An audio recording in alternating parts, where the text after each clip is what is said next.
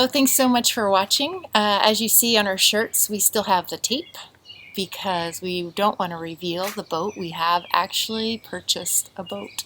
So exciting. A deposit. Well, we're committed. Yes, we're committed. Yes. And we're really excited. We bought the ring. Right? We're really excited to share with you some of the boats that we narrowed it down to. The things that were important to us were, you have three choices. You have performance, comfort, and price. And when we looked at everything, we basically narrowed it down to performance and comfort. Yeah. So we wanted that performance. We want to be able to point high like a monohull. We want to feel the helm, you know, and we want to have better speeds.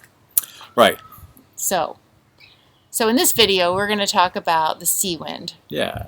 Well, we'd heard a lot about the Seawind. We'd seen a lot of videos, done our research, but it's a fairly new boat built by Seawind. It's been around for 30-some years in Australia. They used to, I think they bought out Corsair, which is a very popular trimaran series. Oh, and specifically, we're talking about the Seawind 1600. Yes. And that has not even, it didn't come to the U.S. until the Miami Boat Show. Correct. In 2020. Correct. And based off the research that we had done, you know, we really liked this boat, so we were super excited about heading down to Miami for the boat show too. Yeah. Right. Yeah. So some of the features of the Seawind 52 is Seawind 1600. It's a 52-foot boat. It's got two 57-horsepower Yanmar diesel engines. Holds about 155 gallons of fuel, or 200 gallons of fuel, 155 gallons of water. So it's definitely a blue water boat capable of long passages. Yeah, and we absolutely love just kind of the sleek layout. We love that it has daggerboards, which will allow us to point really high and get that performance, yet have the comfort of a catamaran, because this is going to be our future home. So it's really important to have that comfort aspect and lots of ventilation. And the Seawind seemed to check all those boxes. That's right. So here's our review of the Seawind 1600. We like this boat so much. We'll show you the polars later in this video to show you the performance. It's astounding. And the looks of it from pictures, we liked it so much we almost bought the boat sight unseen. Yeah, so once you get crazy. Right. So of course, as you step on any boat, you get into the cockpit, and it's really nicely laid out. Plenty of seating for everyone. All the lines run to the 3 winches on the stern. Yeah, it was very similar to the design of the Katana that we chartered in the Grenadines. Yeah, we also liked that there was a sliding window between the galley and the cockpit, so whoever's in the kitchen galley can be part of the the party that's going on and be part of the entertainment. And another thing that was very important to us is an enclosed, covered cockpit area and a covered protected helm. Because we're going to be living on this boat, and we find that having that protection, you're not getting beaten by the sun and worrying about sunburn, and you get a break from the shade, in the shade.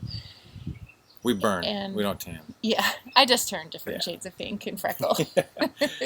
And one thing that we didn't mention is in the cockpit, there's a very small table that doesn't telescope like the salon, so that also cannot be made into a bed. Yeah.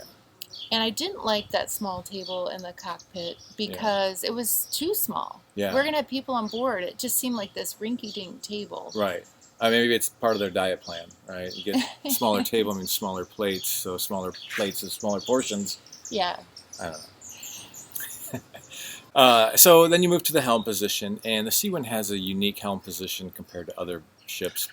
Most are either right up against the bulkhead where the cockpit transitions to the salon, or like we mentioned the Katana, they're back in the stern of the transom position. So this is about halfway between the two.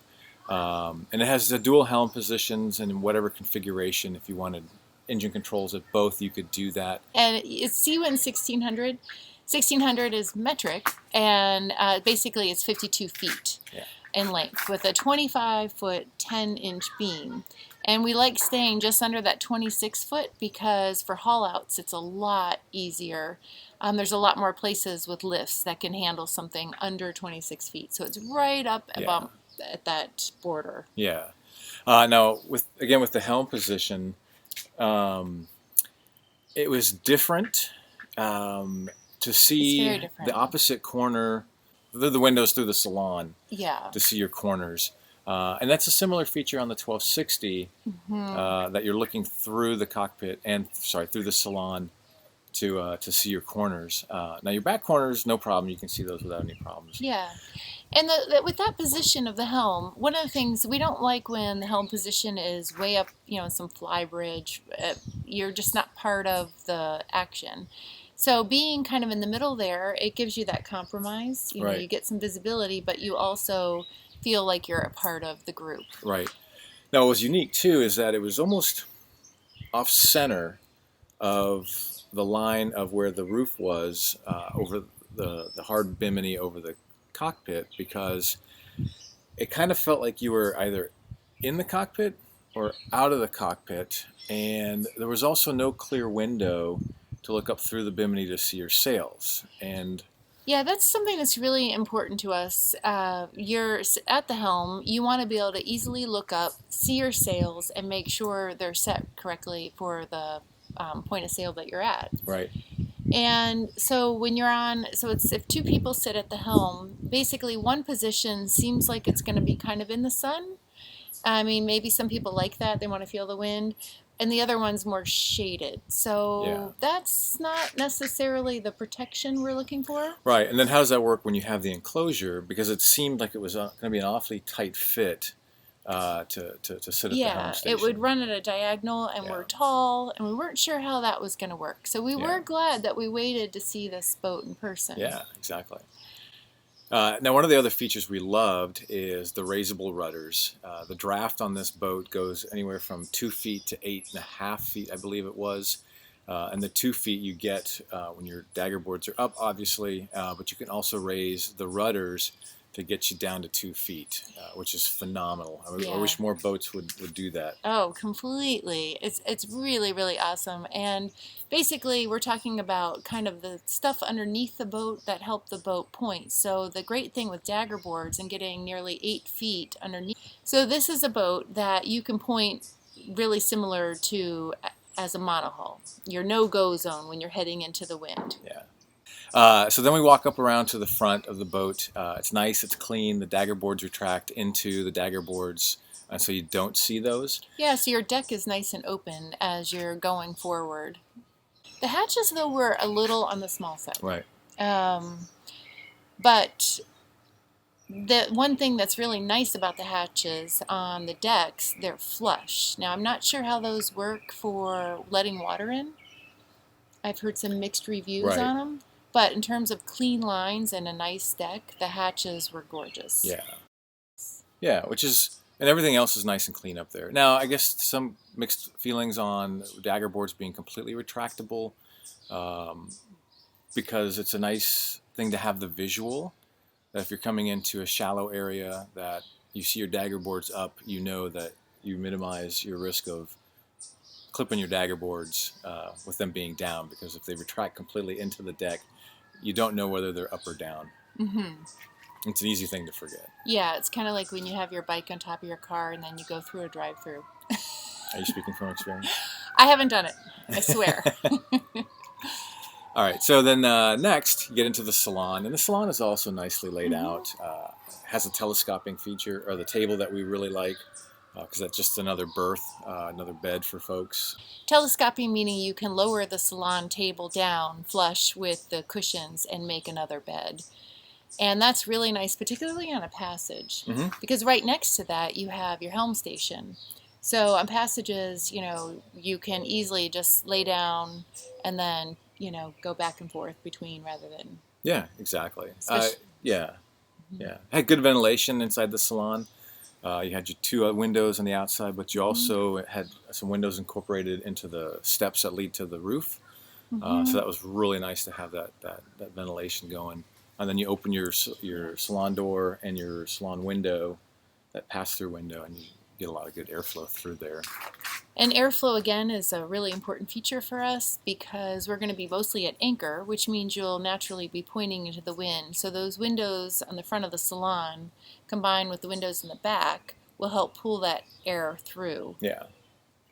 Yeah, so it was really nice. And the galley, it's a U-shape. Corners are rounded. Mm-hmm. I don't recall. I think we could have gotten induction with the lithium. I'm sure that's something you can work out with the manufacturer, since that seems to be where the industry trend is going. It's not just lithium, but induction to reduce heat and reduce the gas, having propane inside your cabin. An explosive gas in a boat has some definite risks. Yeah, not good. In terms of the cabins, there's two different layouts. There's a 3-cabin layout, or the owner's version. So one hull is directly dedicated for the owner, including a master cabin in the back, which is the more comfortable position to be in the waves when you're out at sea. And then forward, you have a nice big head, bathroom, shower. And that's a really pretty design on this boat, and probably we would go for the owner's version. Although sometimes we feel all that space dedicated just for a bathroom that we won't use all that much seems a little bit wasted. We kind of wish there were more options for kind of a work area. Yeah. Because you end up doing a lot of work on the boat. But it was really nice design on that side. Yeah, and that seems to be a common feature amongst a lot of the owner's versions. And again, 90% of your time you're at anchor, and you're probably going to do a quick rinse shower right there on the transom. Yeah.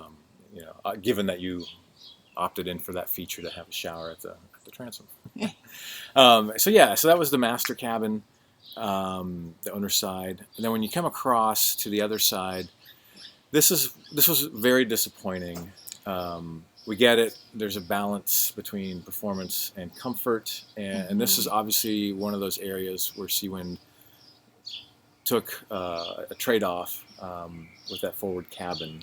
Right. So the forward cabin, it's really a single bed, and so we have 6 kids. Not that they're going to be with us all the time, but it just really limits, what you can do with the space. Right. So then, as you continue back towards the aft cabin, there's a shower, with the head has a shower and the toilet combined. But we found it very cramped and small. Now I'm 6'1". I had the headroom to get in there, but it was just kind of tight. Because it was an awkward design. It was very awkward. And here's the thing: every boat has trade-offs, and we still drool over the performance of this boat. Oh yeah. I mean, it's just gorgeous. So then, as you come to the aft cabin, it has windows on the port and starboard side that open. It has an overhead hatch, which should encourage good airflow. Not sure how that would work out. Obviously, we'd have to live on it for a little bit to really see how well that works. But it seems like the potential is there for some good cross flow of air. Right. Another thing we really, really loved in the cabins were the 2-fan design, because I know his fan's going to be on full blast and mine will be on low. So it's really nice that that's a really nice feature that I have not seen in any other boat. We absolutely love the double fan setup. No, that's nice to have that. Now, the other thing of the aft cabin was it had a split bed design. So you could either have 2 single beds, or with the insert, have a full-sized bed. I don't remember if it was a double or a queen. It was somewhere in there. Probably a double-size, full-size bed. Given it. But so those are the cabins. All right. Well, so that's our review of the Seawind 1600. Things we liked, things we didn't like. So, the question is this our future boat? Stay tuned. Yep. All right. And thanks so much for watching. Yeah. Really